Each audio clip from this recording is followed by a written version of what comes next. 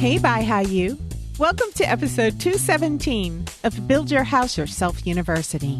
I'm your host and fellow student Michelle Nelson, and together we'll learn the basics of home design and construction and demystify the building process so we can make practical and pretty design decisions and build quality dream homes with or without a general contractor.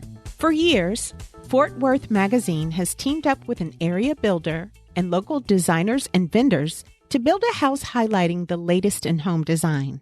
Called the Dream Home, it's been a showcase house charity fundraiser that many in and around Dallas, Texas look forward to every year. This year, for the first time, 3 homes were built to be showcased in an event called not Dream Home, but Dream Street.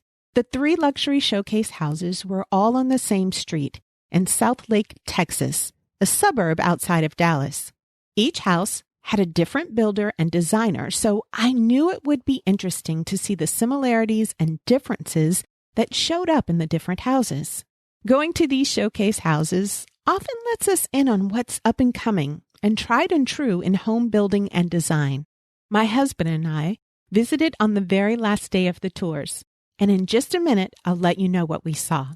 But before we get to that, I want to thank Plan Hannery, Enter 40, and Beth Rosie for our latest Apple Podcasts 5-star ratings and reviews. Plan Hannery said, "Awesome show." Enter 40 said, "Great podcast." And Beth Rosie said, "Educational, easy to listen, and informative." Thank y'all so much for supporting me and the podcast by rating such nice reviews. Those reviews, even the short and sweet ones, encourage new listeners to give the podcast a try. So thank you. Okay, let's talk about the design features that are new and popular. Some of the most prominent design features were those that I've talked about before and ones that I've seen in previous parades of homes. But to me, it's always helpful to know what's still trending and what's gone by the wayside. So here are some of the design features seen in the Dallas Dream Street Showcase homes. Number 1. White exteriors. All 3 houses had predominantly white exteriors, and all with different accent materials and colors. One house had medium-toned wood accents. One had gray stone and blue siding added, and one had light gray and black accents. So white houses, made so popular by Chip and Joanna of HGTV's Fixer Upper, are still very much on trend. But accent colors and materials like stone and wood are being added to those white houses for visual interest and contrast. Listen, Chip and Joanna didn't invent the White House. White houses have been around forever, for centuries. So a white exterior is a current trend, but it's also classic. It stood the test of time, like white cabinets have. Just because something is trending doesn't mean it will eventually go out of style. Sometimes trends are features that have been around for a long time and are still around. And sometimes new trends will become classics that will always be in style. Number 2, wood soffits and porch ceilings. All 3 houses had some exterior wood accents on outdoor porch ceilings or soffits. Okay, pop quiz. Do you remember where the soffit is? The soffit is a part of the roof's edge or eave. The soffit is the downward-facing part of the eave. It's the sidewalk or soil-facing part of the roof's eave. Think of the S in soffit and the S in sidewalk or soil. So the soffits of these houses were wood. And although all 3 houses were white stucco and definitely had a contemporary vibe, the wood gave a sense of warmth to these white houses.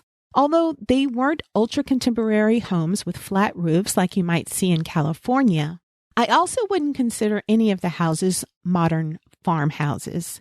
White exteriors on any style home continue to be popular, not just on farmhouses and not just on these showcase houses, but also around the country. I've noticed that many brick houses have recently been painted white. If you love a white house, like I do, but want to make it unique and fresh, add some accent colors or non-white materials. Number 3, gravel and concrete pavers.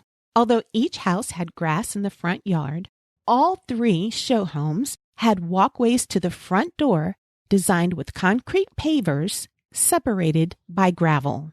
Those concrete gravel walkways gave the home a contemporary sort of zen feeling. Be aware that although these gravel concrete walkways seem virtually maintenance-free, you will have to occasionally sweep stray pieces of gravel back into place. And you'll now and again have to pick a few weeds or grass sprouts out of the gravel-filled crevices. A little more maintenance is required than what you would need with a solid concrete sidewalk. But it's a great look for entrances of transitional, modern, and contemporary homes, and it may be worth a little bit of maintenance if you love the look.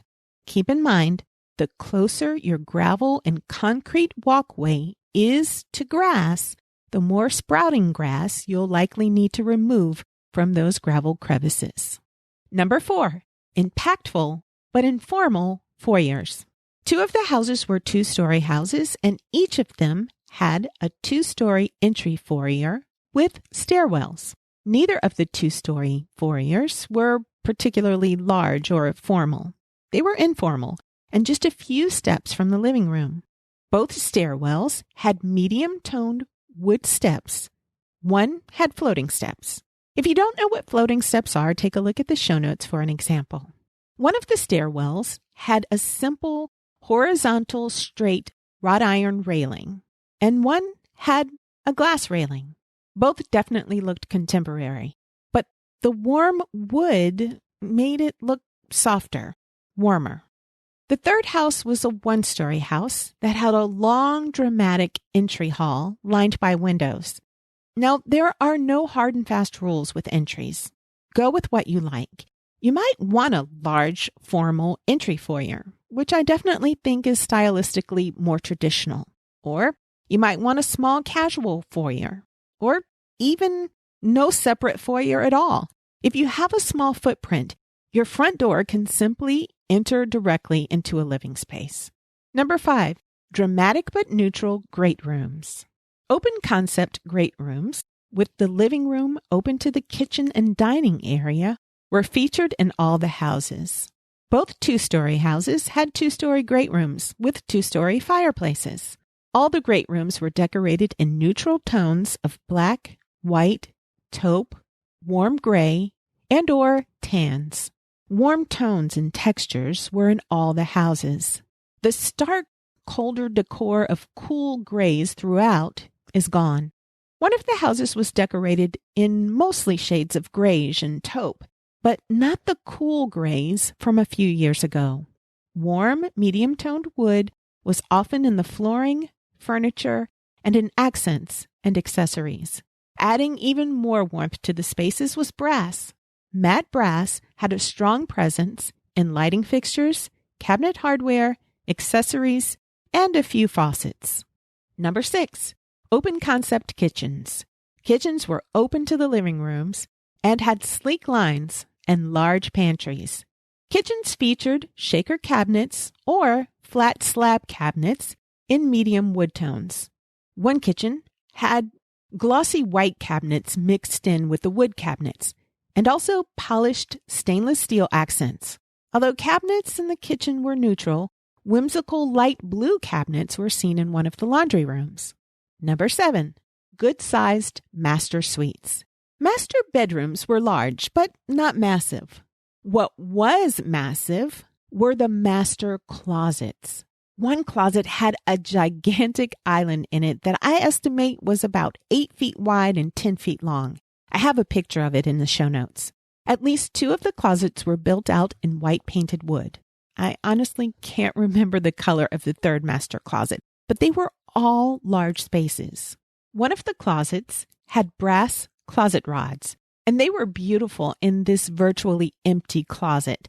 But I'm not sure how much you would appreciate those brass rods once all your clothes were hung. Number 8, dark paint colors. Like I saw in the Memphis show homes of the Vesta Parade of Homes, dark paint colors were in some of the bedrooms, bathrooms, and movie rooms. We saw deep navy, charcoal, and black, not just on feature walls, but on all 4 walls of a room. Where walls weren't dark, they were mostly painted in white and light taupe, and there were several rooms with wallpaper. Number 9, various tile styles. Tile in kitchens, bathrooms, and laundry rooms ranged from large format, neutral colored, or marble look rectangular tiles to small hexagons and penny round tiles. There were also triangular and picket-shaped tile. Picket-shaped tile looks like a rectangle with pointed V-shaped ends. Long, narrow subway tile and miniature subway tile were also used. Tiles were mostly neutral, but there were also several kids' bathrooms with colorful, playful tile. There was one bathroom with pink, long, narrow subway tile and one bathroom with vibrant blue tile. Some of the kids' bathrooms also had colorful vanities. Number 10, simple molding. Simple, tall baseboards seem to be the standard. Most baseboards looked like they were 6 to 8 inches tall, but they had simple straight lines. And window moldings were just as simple, but not oversized.